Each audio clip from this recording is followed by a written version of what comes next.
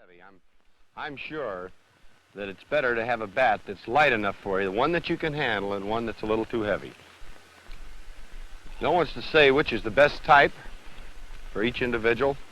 It's more or less of a feel. You pick up a bat and you balance it. You determine whether you like the feel of the handle, whether or not it feels good in your hands, and also the weight and the length, either 34 or 35 inches, even 36, that you feel is the type bat that you can handle and feels good in your hands. A lot of young fellows particularly like to know how to pick up a bat. I asked this same question to a great hitter about 25 years ago, and this is what he said, and this is what I think is right. He said to simply pick up the bat like you would an axe, and to form a simple V off the handle with your hands up to your shoulders, thusly. Now, as you go along, you'll find yourself moving your hands around to a comfortable position from there. This is pretty much of an individual feel. Even in a practice swing, you'll notice that Ted follows through on the principle of picking up and holding the bat with the arms forming a V.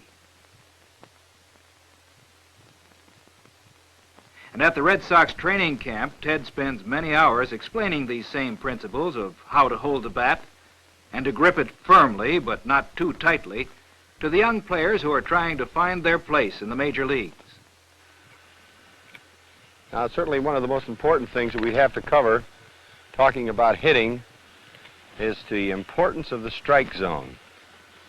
Now, the strike zone is a pitch that covers the width of the plate, above the knees, and slightly under the armpits.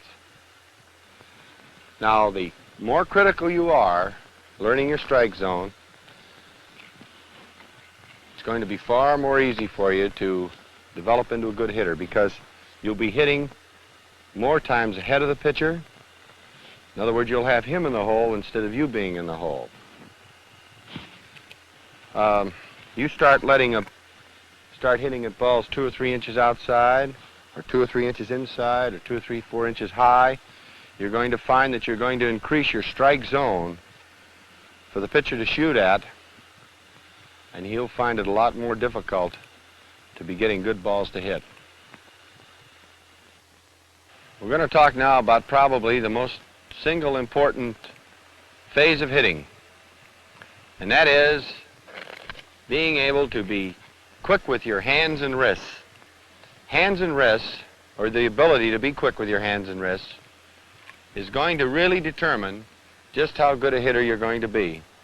Because if you learn how to be fast with your hands and wrists, you're going to be able to wait longer for the pitch. And of course, by being able to wait longer for the pitch, you're going to be fooled less. Now, I'm often asked how to get quicker with your hands and wrists.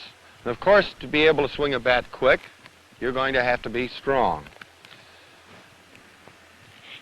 These are just a couple of ways that you can help yourself getting stronger in your hands and wrists. Of course, by push-ups, squeezing balls, chin-ups.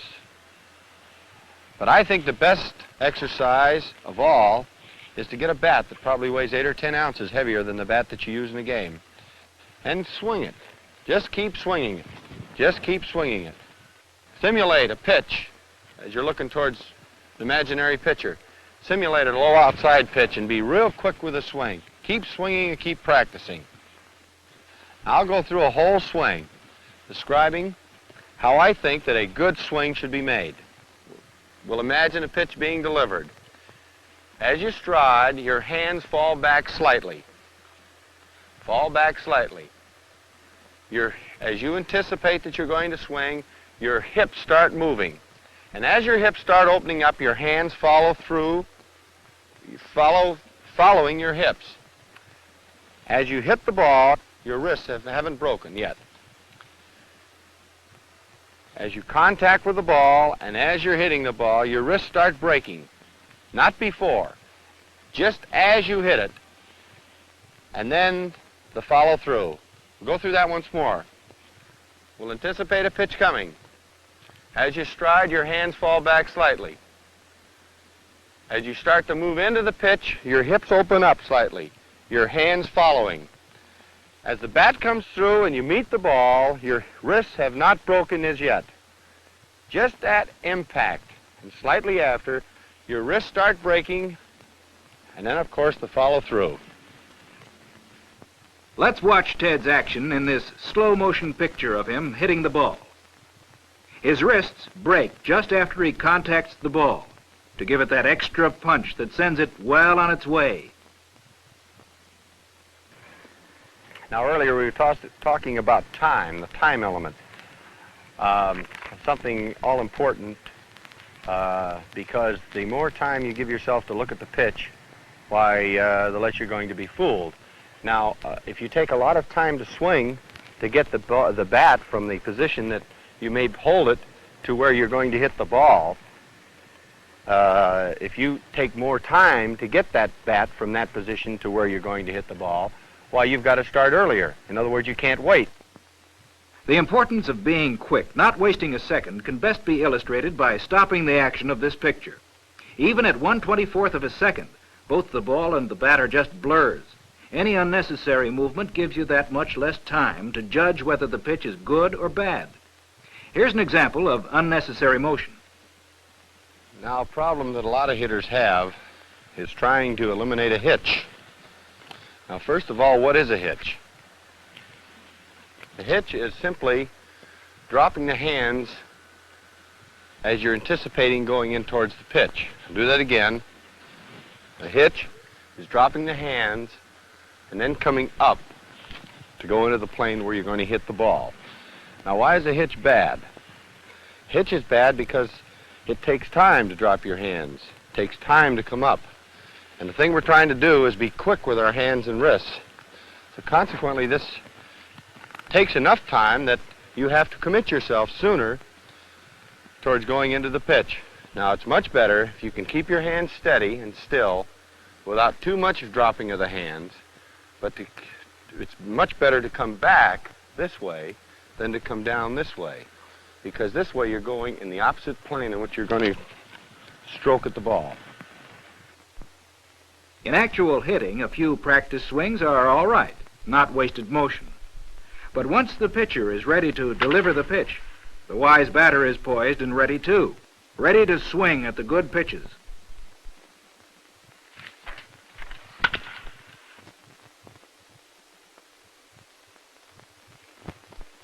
Now, a question that's often asked by players is, how far should I stride? And of course, this is a very important phase of hitting. And I would have to cover it this way. And I'll let you see for yourself that if I have an extremely closed stance, I keep my feet together, and I make a long stride, which you can see here. You can see how much my head is moving and how long it takes. Now, look at this stride. Spread out slightly.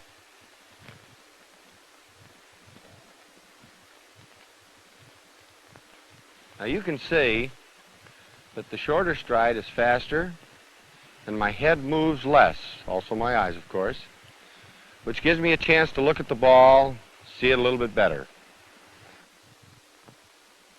With the quicker short stride and the head moving less, Ted has a little more time to judge whether the ball is going to be over the plate, a strike. He gains the advantage of not swinging at bad balls.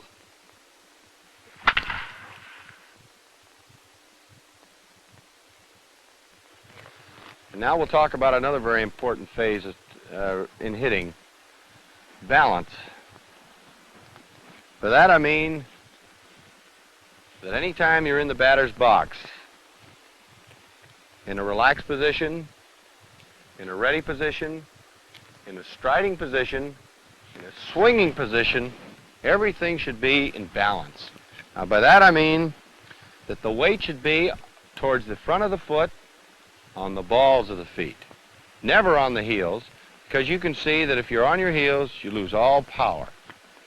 Consequently, and I'll repeat it once more, weight evenly distributed on both feet, in the ready position, in the striding position, in the swinging position. Balance. One of the very important questions that often comes up regarding where to stand in the box, whether to stand up here in front, closer to the pitcher, or in the extreme rear end of the box.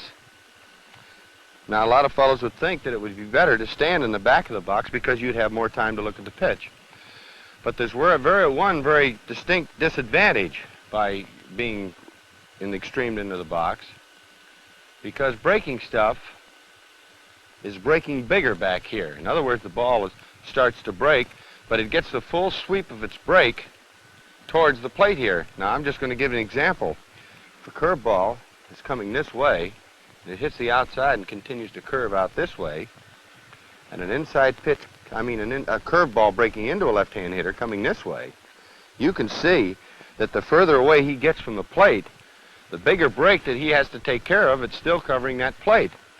A position I like is somewhere even with the plate, so that you have a better look at the plate for one thing, and you're not getting the extreme end of the curveball break to where you have to cover more than actually the width of the plate. By being even with the plate, you only have to cover balls that are coming over that plate, right at the plate where you're going to hit them. I'm often asked to help fellows who are having problems with their batting, and to me, I, over the years, have come down to this basic way of trying to get a young fellow or anybody out of troubles when they're hitting. I always like to start this way because it seems to me like most young hitters have a tendency to crowd the plate. And of course, that to me is the hardest way of all to hit. And here's the reason. As you can see, if I crowd the plate here, that I'm only 8 or 9 inches from the plate itself.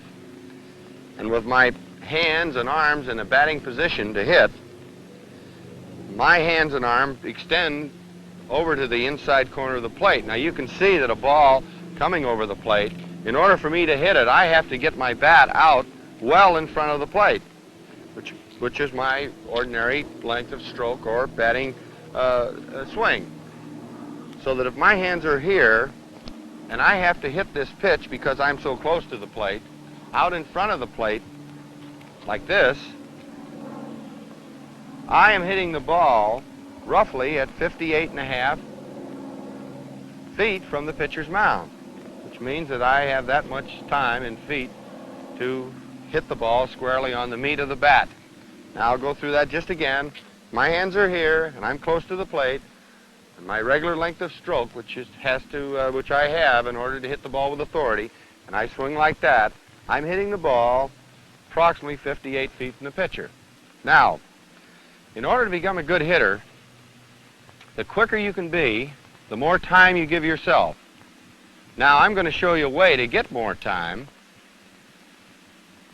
so that you're going to be fooled less by simply moving away from the plate. Now, I'm going to move away from the plate approximately 10 inches, a foot away from the plate. With my hands in the same position, and with this position in the box, I don't have to worry about that inside pitch anymore because I'm not crowding the plate. Consequently, I'm going to hit the ball over the plate now again, but because I'm further away, I'm going to be hitting it at 60 feet from the pitcher because I'm going to be hitting the ball over the plate. Now, I've lost one thing as you see the picture now, and that is I have lost length of stroke, or the same as power. Now, in order to increase my length of stroke, to make sure that I get that power and still keep my position in the box like I want it here and be able to get the full 60 feet to look at the ball, all I have to do is to turn around a little bit. Now I have the same length of stroke, which is a full swing, and I'm hitting the ball 60 feet from the pitcher, but one very other important thing that I have gained. I'm going to be hitting the ball at right angles from the direction that the ball is being pitched from. Consequently, I have 7 or 8 inches of pretty good hitting space on the bat, and I'm hitting the ball through the middle. Now, again, I'll go back to the close position again. You can see this disadvantage because I have to hit the ball 1.5 feet further in front of the plate than I did when I'm standing in the rear of the box or away from the plate. Also, I'm hitting the ball at a 45-degree angle from the pitch, and my hitting area narrows down as that angle increases. Consequently, it's a more critical swing. It's a more critical way to hit, and it's a lot harder to hit that way. So the basic thing I'm trying to get across is, don't crowd the plate. Turn towards the pitcher with your front shoulder down and in. Step towards the pitcher so that your momentum and weight are going right back towards the pitcher, which helps you do one very important thing, to keep your head down so that you're looking at the pitch all the time. When you get close, you have a tendency, because you know you have to be quick, to open up. Your weight's going this way. Not only that, but you know you have to be quick, and you start throwing your head out. You start committing yourself too soon.